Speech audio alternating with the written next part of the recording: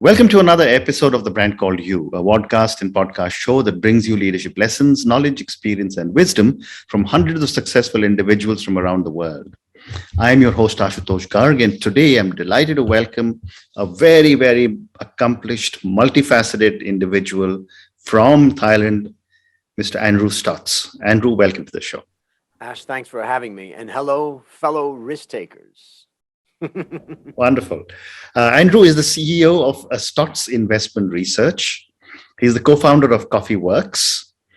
He's the host of a podcast titled The Worst Podcast, My Worst Investment Ever. And I was privileged to be on his show a few weeks ago. And he's the author of 5 books. So Andrew, let's start talking about Stotz Investment. Tell me about what you do in this firm. So basically, I built a career around being a financial analyst and picking stocks and that type of thing. And then with Stotz Investment Research, we do 3 things. The first thing is we help people basically who need help with their accounting and finance in their business. Basically, when they really are in trouble, we go in and fix their problem. The second thing that we do is we manage money and advise people on how to invest. In particular, we look at asset allocation and we manage money under asset allocation models where we look at stocks versus bonds versus commodities versus gold. And then the third thing is we value companies, and that you could say is my expertise. And as well, we also teach valuation through my valuation masterclass. Those are the 3 core things that I do in that business. So let's come back to your first one when you said, when in trouble, we go in and help. Tell me a little more. And do you have any example that you can share with us? No names, of course. Yeah, sure. Basically, the first thing that I've learned over the years is that the entrepreneur just plows ahead and they don't pay that much attention to finance and accounting and bookkeeping. Correct. They're out there trying to sell, build a great product, but they don't see the importance of accounting and finance until it hits them in the face. And that usually happens pretty quickly. And that's the time that they call us to say, can you help us with things? Just a simple story. One of our clients recently called us. They lost all their data from a prior year. Wow. They were hacked and it was gone. They had to reconstruct it, but they also then needed to pull together stuff to report their to the tax authorities. And they really needed somebody that could dig through it fast and aggressively. And so we were able to get them sorted out pretty quickly. Another example, we have a client that has 5 different businesses in 3 different countries. And he was just having a nightmare trying to get it all together so he could just see a consolidated financial statement every single month. And that's another example of one. We have another one that is a startup company that's trying to raise money for agricultural business. In fact, I was watching one of your videos on agriculture with one of your guests, but in precision agriculture, but they need to start right with their finances and their accounts. And I think that the main lesson from all of this, Ash, that I would say to the listeners out there, if you do not have monthly financial statements, balance sheet and P&L and cash flow, you are heading for trouble. Make sure you go to your accountant and you say, I want monthly financial statements, and then you get them on time and accurate every single month. Majority of your financial problems will be solved. Most people don't do that, and then they end up in trouble. Absolutely. And based on your experience, and based on my experience as an entrepreneur, I know the first thing that seems to get, fall by the wayside are systems and accounting norms. And that's where you step in. But do you see this happening a lot? All the time. All the time. And, it's only in, very large businesses where they have the funding and the ability to do it. Plus, they commit to it if they get listed in the stock market. So they're really committing to say, we're going to have our finances on time and accurate. But for a lot of smaller companies, what they do, they push down the cost of the accounting services and they don't see the value in it. So I see it happening all the time. And I would say that, the thing that's important about this whole thing and that I teach in valuation, in finance, in all my different courses is I tell my students at university, finance adds no value. Well, that's a pretty disappointing statement for a finance major. Correct. But what I'm trying to get across to them is that finance is a support function. As I say, finance is a mirror. It is the reflection or the result of management decisions. Management needs to see the reflection, the mirror. This is one of the big reasons, Ash, that many people don't have their finances in order. They're Correct. afraid to look in the mirror. Well said. Well said. So let me come now to, I'll come to investments in soon after this, but you said your expertise is valuation. And I've often wondered from an entrepreneur's perspective or from a shareholder's perspective, who determines value? The person who's the venture capital investor, or is it the stock market? Because suddenly unicorns seem to be all over the world. Well, I think one of the best ways to think about value is that if you and I go out to a beauty contest, let's say in Bangalore, and we go to a beauty contest and you and I are in the back row and we're looking at, who we think is going to win this beauty contest. Now there's a panel of 5 judges up front, and then you and I are in the back and we're chatting amongst ourselves. And then I say, oh, I like contestant 4. And you say, I like contestant 7. It's irrelevant who we like. Correct. What we're trying to do is judge who the judges will like. Correct. And that is valuation as we look at it oftentimes in the stock market. It's not so much what we think, it's what the market thinks. And that causes the price of an asset to go up and down. Now, the value of an asset is a little bit different in the sense that, if let's just imagine for a moment that we could value a company perfectly by forecasting the future, understanding the risk, and we had a perfect valuation. And let's just say we came up with the value of that company and it was 100. And we all agreed it's a perfect valuation. It is correct. We can see the future. How much is the value tomorrow? 100. How much is the value the next day? 100. Value doesn't change that much. Okay.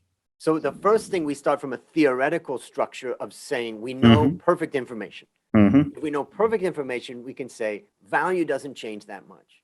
And this helps us to separate price from value. Price we see a lot in the stock market as an example, and we get all excited, but price is not value. Now, the third part I would just say about it is that when you finally get into selling your startup or buying another business, value is a negotiation. There is no correct value.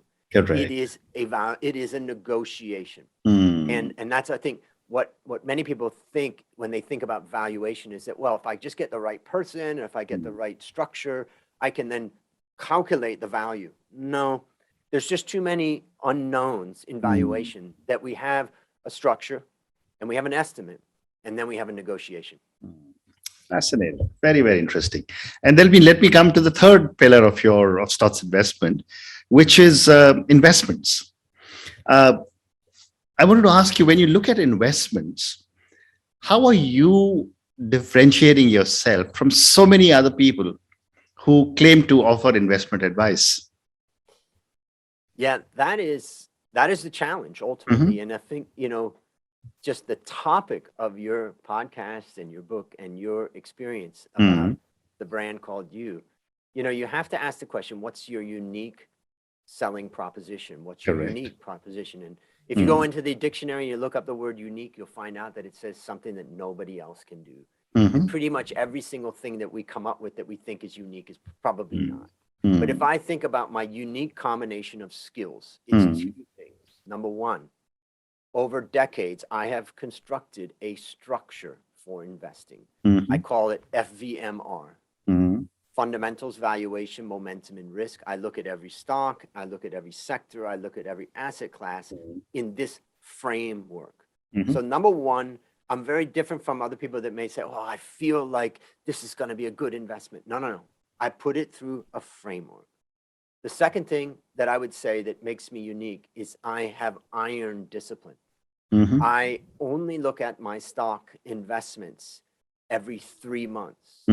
In between, you'll find me doing a lot of other things. And then at the end of that 3-month period, I stop everything, and I spend about 2 weeks with my team analyzing every stock in the world that we could invest in every asset class. And then we reallocate and we start from zero. And I think it's an important point that I would say about the discipline is that every time you look at that portfolio, at least when I look at my portfolio every 3 months, I always imagine that that my clients brought me into a room and they said, look, we sold everything to cash so that you don't have the burden of having been stuck in something that you really want to stay in and all that. So I always start from zero every quarter. I call it zero-based thinking. We don't sell everything, but we look as if we have nothing in our portfolio. Yeah. So sometimes people would find me owning something and then I'll sell it. And then 3 months later, I'll buy it again. It's like, well, I just bought it at the wrong time the first time. Now I'm going to get it the second time. Well said.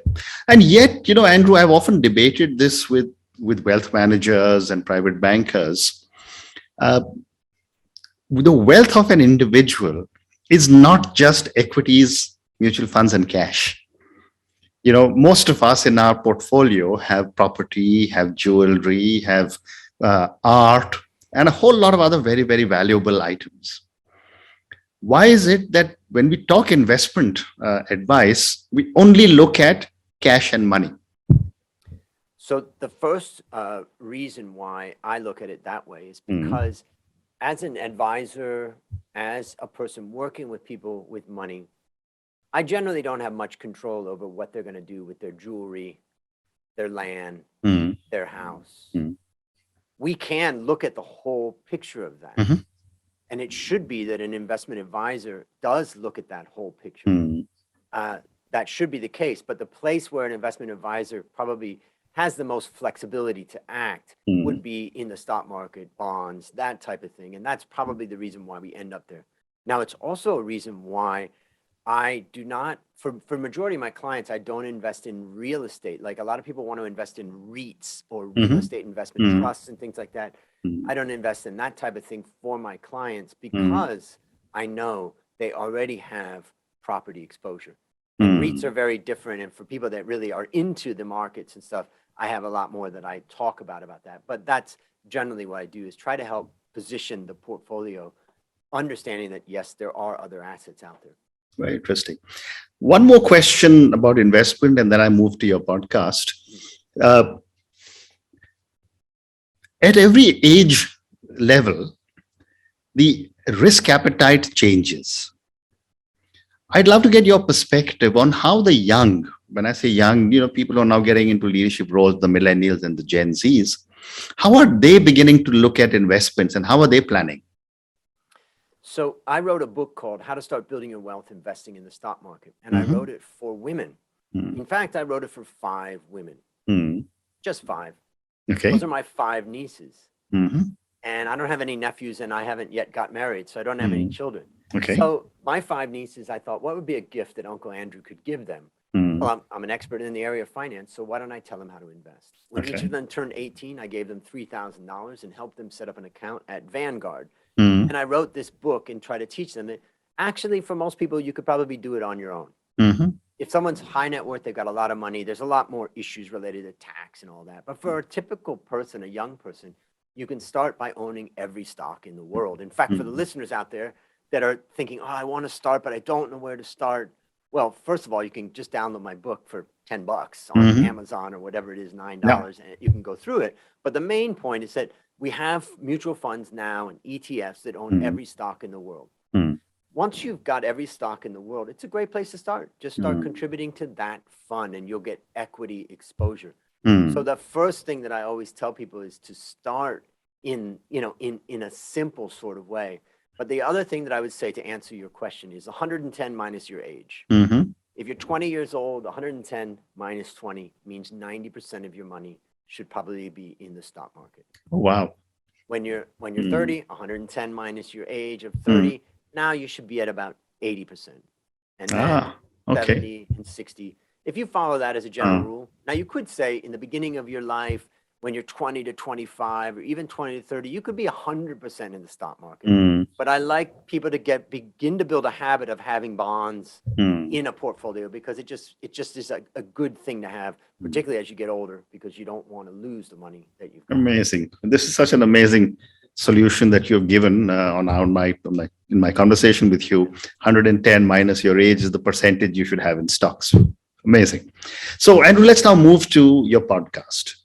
And you call it the worst podcast, my worst investment ever. Tell me why this name. Well, I wanted to do a podcast myself over the years, and I knew it was a very competitive space. And so I started to think about how would I brand myself and this podcast. And I was listening to someone talk about the worst interview ever. And I was at the park and I thought to myself, that's interesting, because I heard all of these really famous people talking about their worst interview that they did. And I thought, I wonder if that would work for my worst investment. So I sent a message to the guy that was doing my worst interview ever and said, hey, would you mind if I stole your idea and used it for investment? And then I went on and started the podcast. Now, I did go out and ask people on my list of friends and families and business people, and I asked them if they'd be willing to share a story of their worst investment ever. And I had 500 people return an email saying, yes, and here is my story. Wow. So I realized that everybody has a story. So the first part of this whole thing was about branding, because I didn't want to just go out there and do another investment podcast. The second part is that for people that get to know me, they see that one of my strengths is authenticity. What you see is what you get. I'm a very sincere person. I try to be in my interactions with people. And so I thought that this podcast is all about authenticity and about talking about our mistakes and showing that we can talk about them, and like you and I did, and that we can learn from them. And I think that for me is kind of the message. And ultimately, I'm on a mission to help 1 million people reduce risk in their lives by providing these interviews, now with over more than 500 interviews, to help them to see how they can reduce risk right now. Amazing. So my next question to you, Andrew, is what goes into making or crafting a good podcast? I think for me, because I'm an analyst, I work with a lot of structure. And I think that for me, it's a series of things. First of all, I look around to try to find guests that are willing to talk. Now, my podcast is a little bit different. A typical podcast will say, hey, I'd like you to come on the podcast and talk about all the great things that you've done and how the impact you've had in this world and all this. And I say, hey, why don't you come on my podcast and talk about the worst thing you've ever done? And most people say no. So the first thing is I've got to reach out to a lot of people. And I think I would say also that you got to test your idea, which I did by emailing out to a lot of people. The second part of it is that I have a series of steps that people go through to share a little bit about, everything to get them ready for the show. And then what I do for my show is I record about 4 shows a week, somewhere between 3 to 5 shows a week. And I do it all on Thursday morning, one after another. And then I have a great team that takes that and brings that into the final product that comes out. And we post that on my worstinvestmentever.com. But I think the best part about providing all that structure is that when it comes time to get together like this, when we're talking, I just think that that's when you just tell your guests, now it's time to relax. I'm going to guide you through this. You don't have to worry about a thing. We're going to mess up. The podcast is the worst investment ever, so it's okay. And that's just trying to provide a space where people can just share their story and share what they learn. Wonderful. So I've got time for one more question, Andrew, and I'm going to ask you this question on video versus audio or both. What, in your opinion, are people looking for? A video conversation, an audio conversation, or both? I would say audio. And the reason why I say audio is because it's so convenient to consistently listen to an audio recording through podcasting. And I know there's just so many people out there that are listening to audio, and they tune into my podcast, they tune into your podcast, and they listen to it while they're at the park, while they're exercising. And I just love the idea that you can build this into a part of your life, a part of your day. Whereas with video, you really have to, you have to stop everything Correct. to pay attention to video. So though video is definitely important, Mhm. I would say that audio to me it's like coming back. You know, when we were young, we Yeah. used to listen to the radio and we used to listen to the talk shows on the radio. Mm. That kind of went away with the internet, but now it's coming back through podcasts. So audio is my answer. Amazing. Andrew, on that note, thank you so much for speaking to me. Thank you for talking to me about Stotz investment, about the three areas that you work in, you know, helping people set up their systems, helping people invest their money, and I'm sure giving them great returns, and helping people in their valuation. Thank you also for speaking to me about the worst podcast, my worst investment ever. I was on your show and I thoroughly enjoyed my conversation with you. And finally, my biggest take home from our entire conversation, other than a lot of other things, is 110 minus the age is the percentage that I must invest in in my stocks. So now I've got a tip that 50% of my portfolio must be in stocks now. There you go. So thank you again for speaking to me and good luck. Thank you very much for having me on. Thank you. Thank you for listening to the Brand Called You videocast and podcast, a platform that brings you knowledge, experience, and wisdom of hundreds of successful individuals from around the world. Do visit our website www.tbcy.in to watch and listen to the stories of many more individuals. You can also follow us on YouTube, Facebook, Instagram, and Twitter. Just search for the Brand Called You.